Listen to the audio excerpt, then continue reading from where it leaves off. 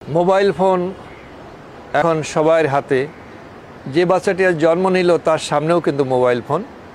সে কিন্তু জীবনের প্রথম প্রহরেই এই ফোনের সাথে পরিচিত হচ্ছে এবং আমাদের বেঁচে থাকার জন্য আজকের পৃথিবীর বাস্তবতায় এটা একটা এসেনশিয়াল একটা ইনস্ট্রুমেন্ট হিসেবে আমাদের আছে।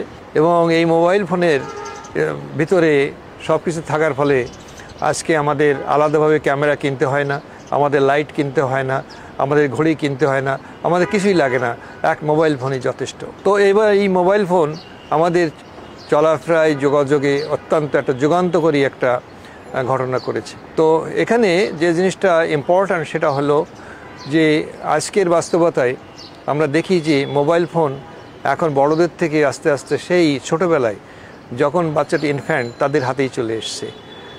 তারা দেখছে মোবাইল ফোনের দিকে তাকিয়ে বিভিন্ন রকম কার্টুন দেখে, বিভিন্ন রকম ছবি দেখে, বিভিন্ন মুভমেন্ট দেখে এবং বাচ্চারা উল্লেসিত হয়। তো এটা একদিকে যে বাচ্চাদেরকে শান্তশিষ্ট রাখা, ঘরে আবদ্ধ রাখা, একটা জিনিসে মগ্ন রাখা, এটা ঠিকই আছে, কিন্তু একই সাথে এর কিন্তু অনেকগুলো বিরূপ যে জিনিসটা আছে তাছাড়া আজকাল সচরাচর দেখা যায় যে বাচ্চাদের না খাওয়া একটা বেশ বড় ধরনের সমস্যা হিসেবে মনে করেন আমাদের অভিভাবকরা, এবং সেই খাওয়াটাকে নিশ্চিত করার জন্যে এবং তাকে মোবাইলের ভিতরে ফিট করে দিয়ে ওনারা গোগ্রাসে খাওয়াতে থাকেন, যার প্রেক্ষাপটে অনেক রকমের দুর্ঘটনা মুটিয়ে যাওয়া অনেক কিছু হতে পারে। তো প্রথমেই দেখি যে আসলে এই বাচ্চাদেরকে শান্ত রাখার জন্য, একটা জায়গায় আবদ্ধ রাখার জন্য, ছোট্ট ঘরের মধ্যে নিরাপদ রাখার জন্যে যে মোবাইল ফোন দেয়া হয় তাতে কি হয়।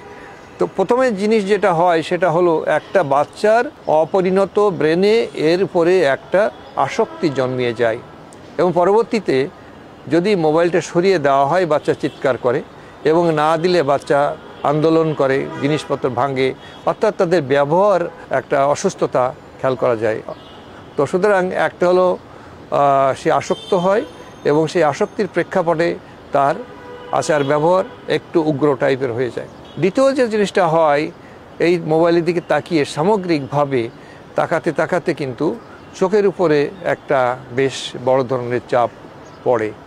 অনেক বাচ্চারা এই মোবাইলের প্রেক্ষাপটে ঘুমাতে চায় না, ঘুমাতে পারে না, এবং একটা বাচ্চার স্বাভাবিক যতটুকু ঘুম পড়ার কথা তার থেকে কিন্তু তার ঘুম কমে যায়, সে ইরিটেটেড হয়, বিরক্তিকর হয় এবং তার ঘুমের অভ্যাসটাও নষ্ট হয়ে যায়।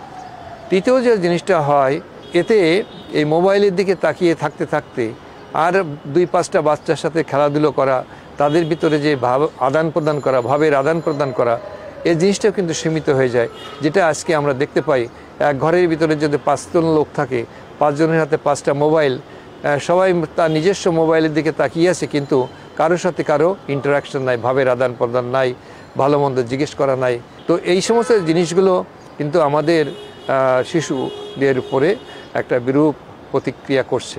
তো এখন আমরা দেখি যে আমাদের দৈনন্দিন প্র্যাকটিসে আমাদের কাছে যতগুলো শারীরিক সমস্যা নিয়ে মা বাবারা তাদের শিশুদের নিয়ে আসেন, তার থেকে প্রায় সমান সংখ্যক শিশুই নিয়ে আসেন যারা বাচ্চার সাথে কথা বলে না, তাদের ব্যবহার একটু অস্বাভাবিক হচ্ছে, তারা মুটিয়ে যাচ্ছে, তাদের চোখের দৃষ্টিশক্তির উপর আঘাত এনেছে, কারোর সাথে কারো যোগাযোগ নাই।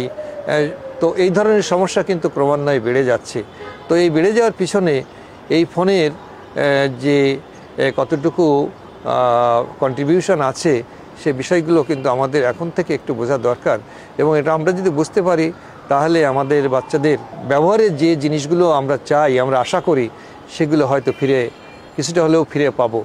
আর এখানে যদি আমরা এই অপ্রতিরোধ্য যে গতি মোবাইল ব্যবহার করার, এর থেকে যদি আমরা নিবৃত্ত না হই, তাহলে তো বুঝতেই পারছেন যে আসলে শারীরিক অসুস্থতার সাথে সাথে মানসিক অসুস্থতাও কিভাবে এটা দিনে দিনে বেড়ে যাবে। আর এই বেড়ে যাওয়ার প্রেক্ষাপটে আজকে আমাদের দেশে বিভিন্ন রকম মানসিক সমস্যা, সামাজিক সমস্যা কিন্তু ক্রমান্বয়ে বেড়ে যাচ্ছে এবং বেড়ে যাবে।